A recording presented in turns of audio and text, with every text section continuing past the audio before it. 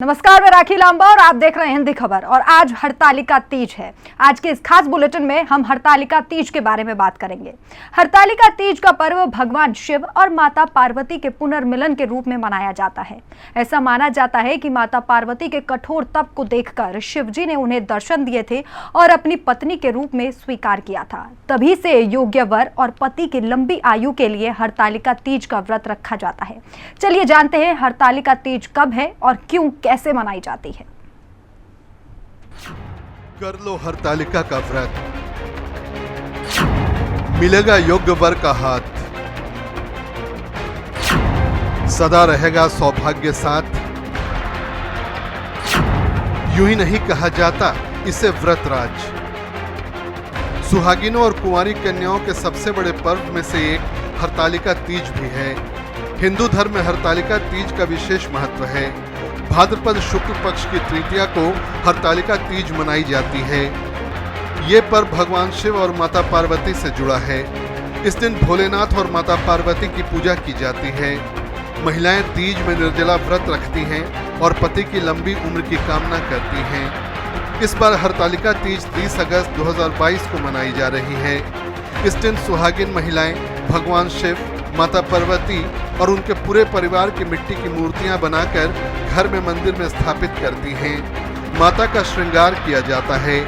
महिलाएं निर्जला व्रत रखती हैं, हाथों पर मेहंदी रचाती हैं और रात में माता गौरी की पूजा करती हैं। सुहागिनों के साथ ही कुंवारी लड़कियां भी इस दिन उपवास करती हैं। कब मनाई जाती है हरतालिका? हिंदू कैलेंडर के मुताबिक हरतालिका तीज भाद्रपद माह के शुक्ल पक्ष की तृतीया तिथि को मनाई जाती है। इस साल 29 अगस्त दिन सोमवार को दोपहर 3:20 से शुरू होकर अगले दिन 30 अगस्त मंगलवार को दोपहर 3:33 तक रहेगी। उदया तिथि के आधार पर हरतालिका तीज का व्रत 30 अगस्त को रखा जा रहा है। क्यों मनाई जाती है हरतालिका तीज? सौभाग्यवती महिलाएं अपने सुहाग को अखंड बनाए रखने के लिए हरतालिका तीज का व्रत करती हैं। अविवाहित युवतियां मनचाहे वर की प्राप्ति के लिए इस दिन उपवास करती हैं। हरतालिका तीज को मनाने का एक कारण माता पार्वती और भगवान शिव हैं। मान्यता है कि माता पार्वती ने ही सबसे पहले हरतालिका तीज का व्रत करके भगवान शिव को पति के रूप में प्राप्त किया। माता पार्वती का अनुसरण करते हुए महिलाएं शिव जी और माता पार्वती जैसा दाम्पत्य जीवन पाने की कामना करती हैं। कैसे मनाई जाती है हरतालिका तीज?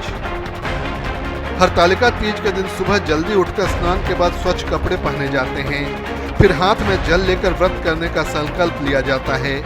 माता पार्वती, शिव जी और गणेश जी की मिट्टी की प्रतिमाएं बनाकर एक चौकी पर स्थापित की जाती है। देवी पार्वती को वस्त्र, चुनरी और दूसरे श्रृंगार के सामान से तैयार किया जाता है। फिर फूल, धूप, चंदन अर्पित की जाती है। शिव जी को भांग, धतूरा और सफेद फूल अर्पित की जाती है। पूरा दिन निर्जला उपवास के बाद रात में भजन कीर्तन और फिर मुहूर्त में पूजा की जाती है। ब्यूरो रिपोर्ट, हिंदी खबर। तो आज पूरे देश में हरतालिका तीज मनाई जा रही है। हमारे साथ ज्योतिष आचार्य डीपी शास्त्री जी जुड़ गए हैं। शास्त्री जी, सबसे पहले मैं चाहूंगी कि आप दर्शकों को बताइए कि हरतालिका तीज का महत्व क्या है, क्यों इसे मनाया जाता है। देखिए, हिंदी खबर देखने वालों की बहुत सारी शुभकामना। ये महाव्रत जो है माँ पार्वती ने सर्वप्रथम में किया, उस समय में किया जब उस समय मिट्टी के पार्थिव शिवलिंग बना करके नदी के तट पे पूजन की। उस समय से व्रत चला आ रहा है। हम एक चीज आपको बताना चाहते हैं, हरतालिका व्रत चंद्रमा के नक्षत्र में मनाया जा रहा है। आज हस्त नक्षत्र है। तीज तो 3:35 दोपहर तक है जी। लेकिन उदया तिथि के कारण संपूर्ण दिवस रात्रि माना जाएगा और चंद्रमा का जो नक्षत्र है रात्रि में 11:35 तक है। इसीलिए पूजा पाठ और कथा करने का जो विधान है तीज और चंद्रमा की गति में दोनों में किया जा सकता है।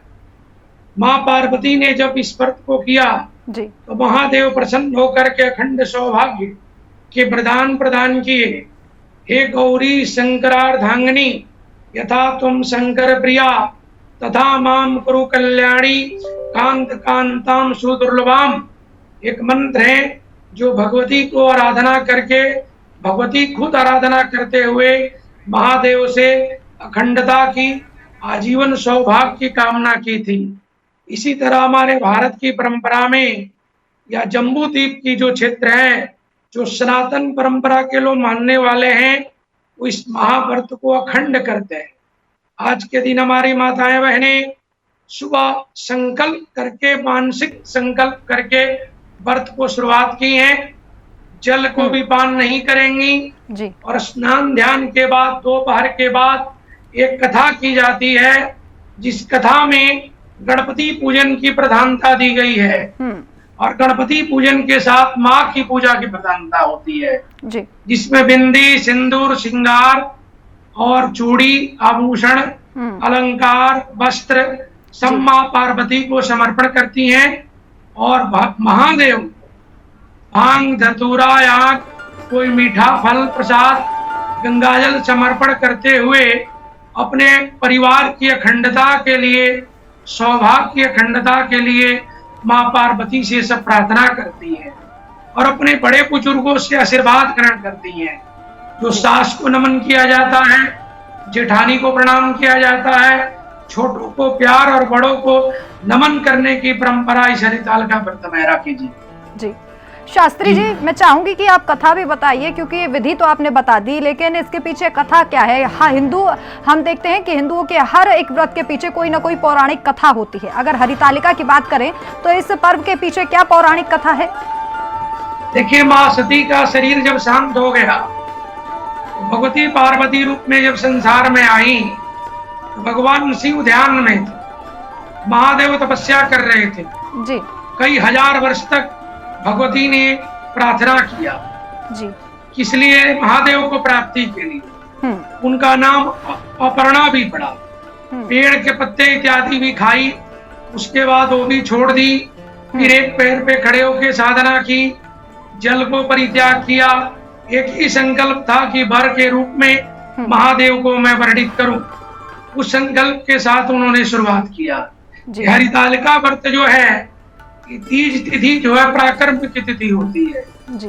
तृतीया जो तिथि है उद्यम की तिथि है, परिश्रम करने की तिथि है। इस तिथि के काल में माँ भगवती का जो आराधना रहा सनातन परंपरा में, वो महादेव के लिए ही रहा और अंत में सप्तऋषि के द्वारा महादेव को जागृत किया गया। और बड़ी प्राचीन समय से, जब त्रेता में, द्वापर में, कलिकाल में ऋषि अगस्त, वशिष्ठ, च्यवन सब की धर्मपत्नियां इस व्रत को की हैं जी। द्वापर में भी की है और कलयुग में भी कर रही हैं। तो हम सब लोग उस व्रत को निर्वहन कर रहे हैं, उस परंपरा को कर रहे हैं। परंपरा में देवालय में जाकर के इसी कथा को विस्तार पूर्वक किया जाता है जी। जो मैं आपको बता रहा हूँ। और इसमें कथा के साथ हम भगवती और भगवान को भोग लगाते हैं। भोग लगा के संपूर्ण जीवन की अपनी जो संकल्प है, हर माताओं के जीवन में कुछ ना कुछ है। किसी को धन चाहिए, किसी को पुत्र चाहिए जी। किसी को पुत्र वधू चाहिए। सबसे बड़ा चीज है जीवन में मन की शांति जी। ज्ञान की प्राप्ति, बल बुद्धि की कामना। हर व्यक्ति संसार में अखंडता की तरफ जाना चाहता है जी। निरोग रहना चाहता है। इस व्रत से पति की दीर्घायु की कामना करती है जी। तो मेरे पति संसार में परमात्मा के रूप में जिस रूप में भगवान दिए हैं, वो निरोग रहे, दीर्घायु रहे। और सबके मन में इच्छा रहती है कि मैं संसार से सुहागन जाऊं। बिल्कुल। तो एक सुहाग का भी महाव्रत माना गया है जी। जी राफी शास्त्री जी, मैं चाहूंगी कि आप ये भी बताइए, अगर महिलाएं गर्भवती हो जाती हैं तो उसके बाद भी क्या इस व्रत को रखा जा सकता है? क्योंकि निर्जला ये व्रत रखा जाता है। नहीं, आप उस समय केवल प्रणाम करें और कथा सुन लीजिए।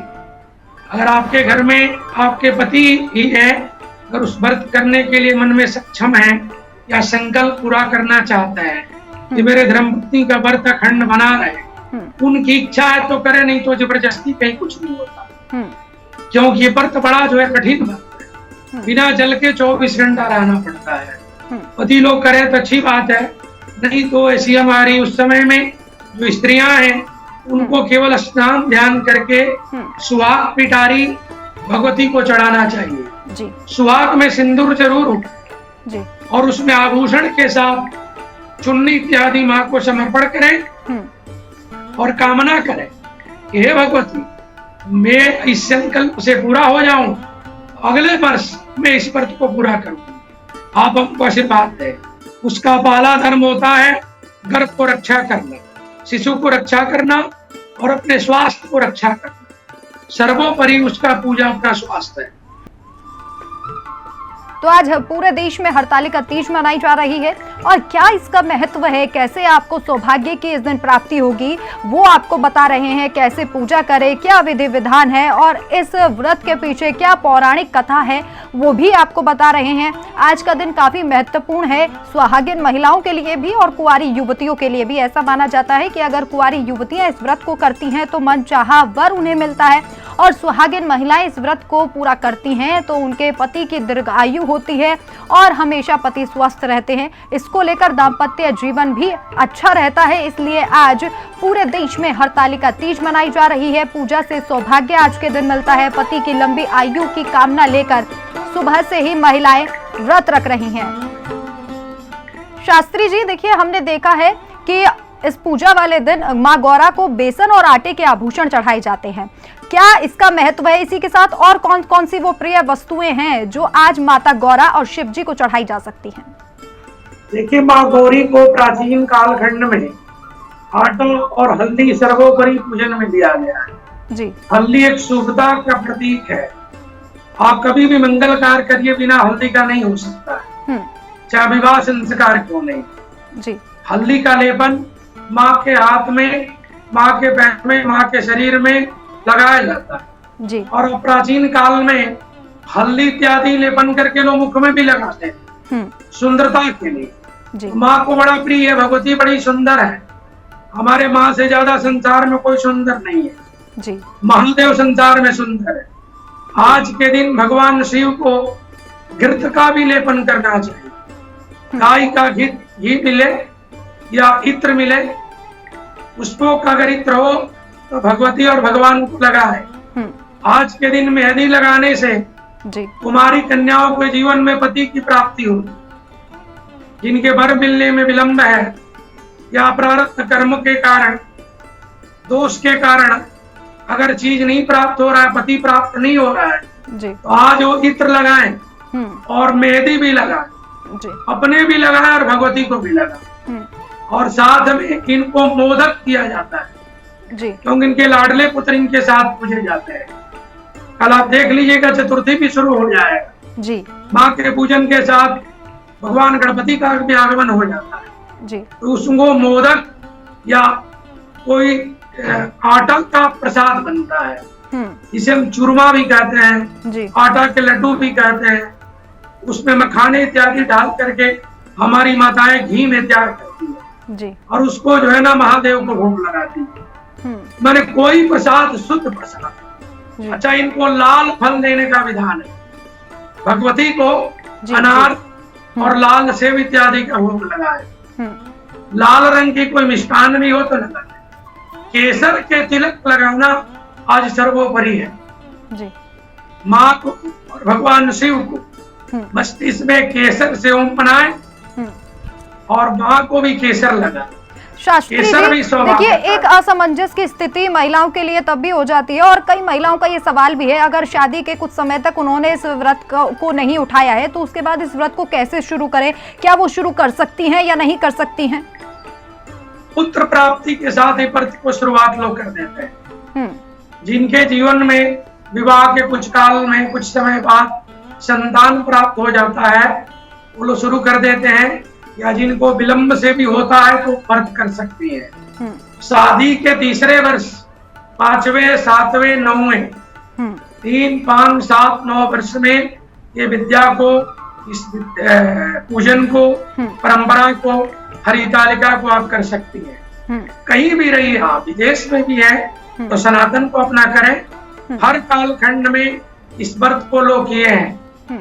माँ हमारी परंपरा में ऋषि वशिष्ठ रहे और कई माने काल तक त्रेता में राजाओं के गुरु रहे।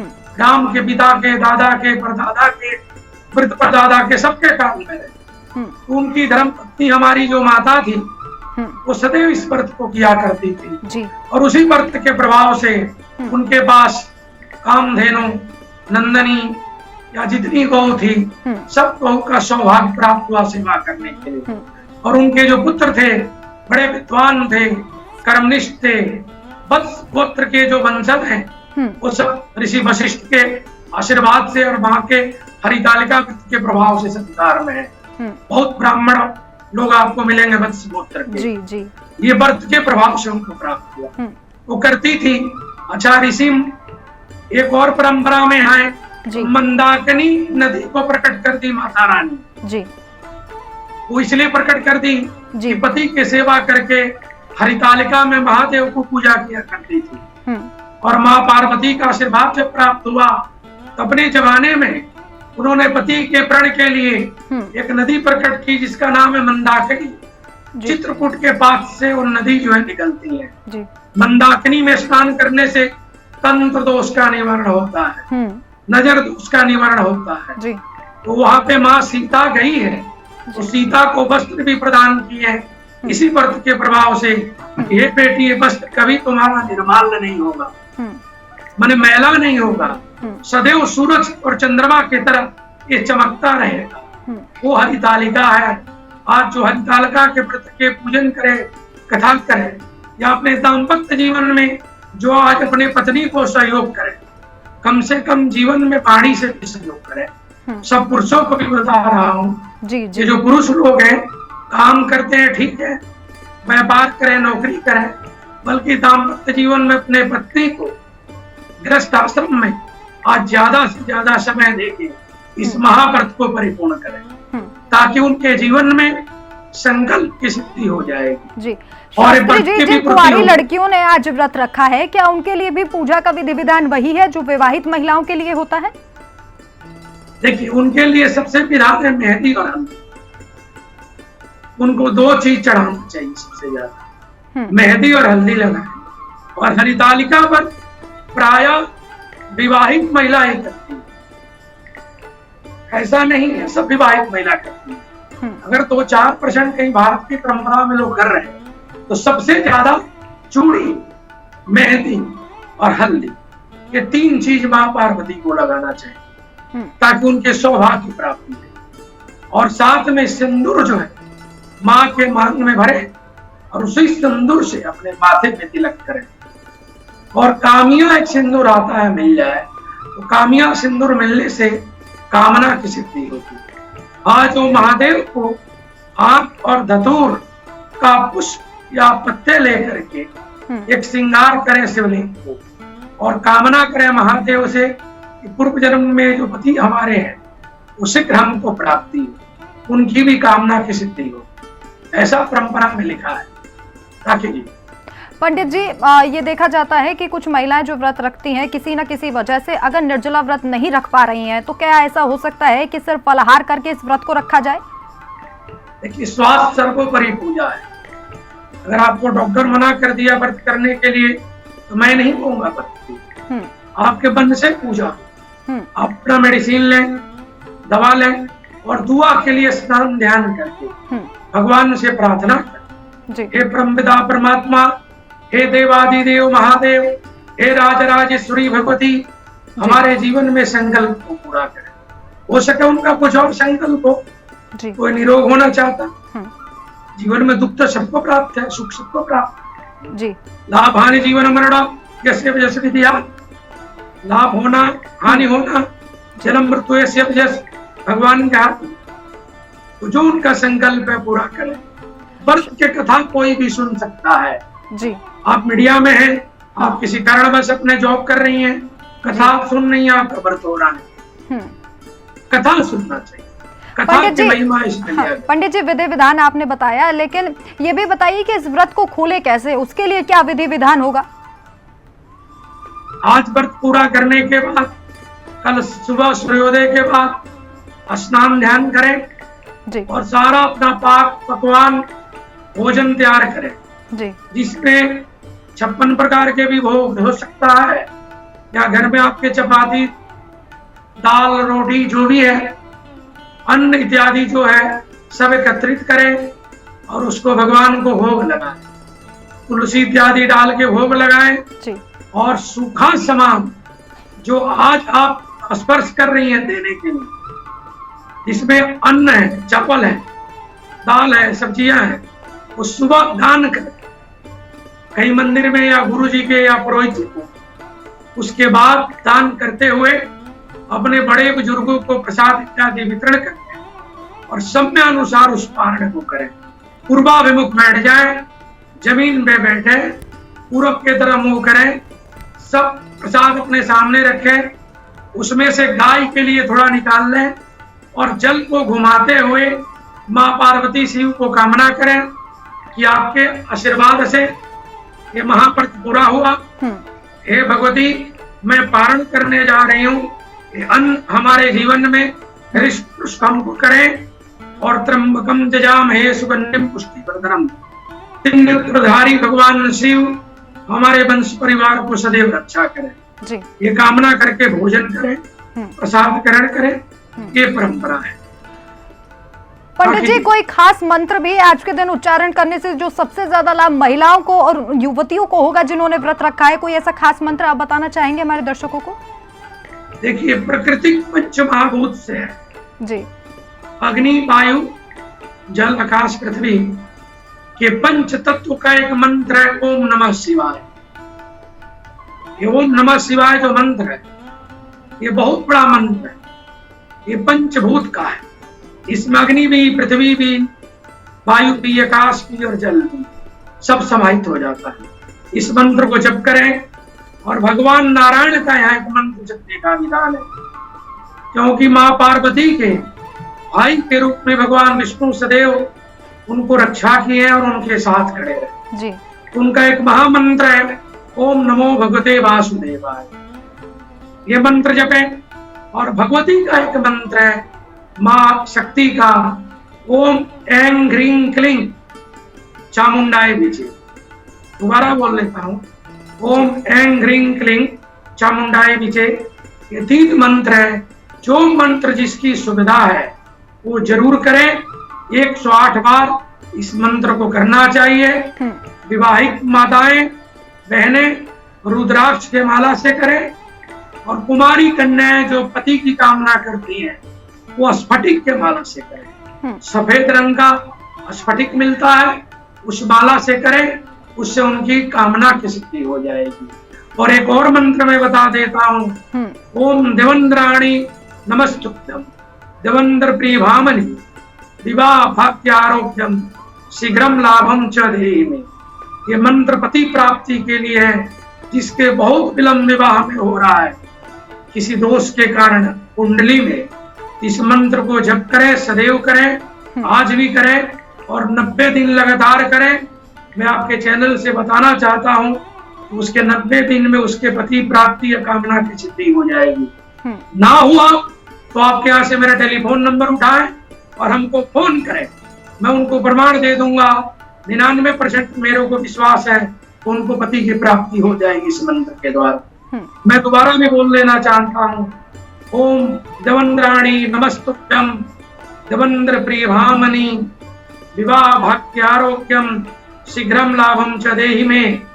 इस मंत्र का भाव है, हे देवंद्राणी माने देवंद्र इंद्र की शक्ति जो है, ब्रह्मांड की जो शक्ति, मैं तुमको प्रणाम करती हूँ। जिस तरह जन्म जन्मांतर आप उनकी धर्म भार्या बनती हैं, उसी तरह मेरे जीवन में विवाह भाग्यारोग्यम, मेरा विवाह का सुख, मेरा भाग्य और आरोग्यम मन निरोगी जीवन, शीघ्रम लाभम च देहि मे, जल्दी से जल्दी हमारे जीवन में प्राप्त हो। ये इस मंत्र का भाव है। इसी भाव के साथ इसको जप किया जाता है। इसी तरह करें तो उनकी कार्य की सिद्धि होगी।